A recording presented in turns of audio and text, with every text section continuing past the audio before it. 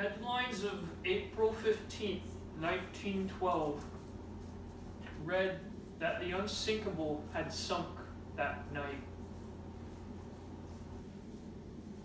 Many lives were lost when the Titanic sunk. Approximately 1,522 people, to be exact.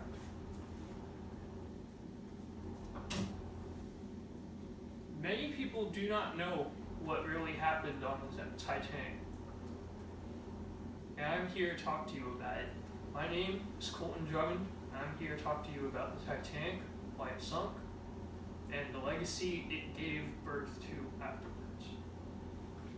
The Titanic was notably one of the largest and safest ships created during that time period, and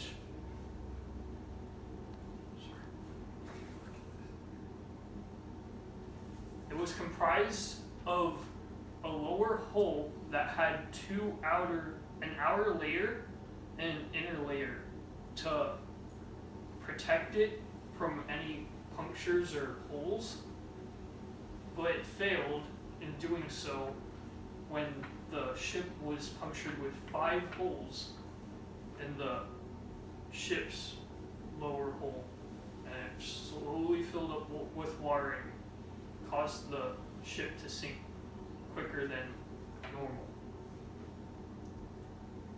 The ship had approximately 20 lifeboats on board, and only 18 of them got used.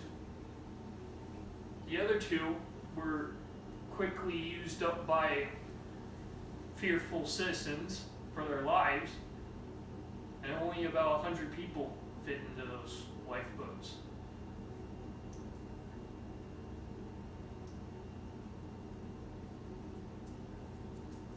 Men had to stay on the boat, and only women and children got to use any of the extra lifeboats. Not everyone got off that day, and many wives were without a husband after that. At approximately 4:30 a.m. in the morning, the next day, the Carpathia, another ship, had finally answered the Titanic's many distress calls ever since it had crashed at 11:30 p.m. on the 14th.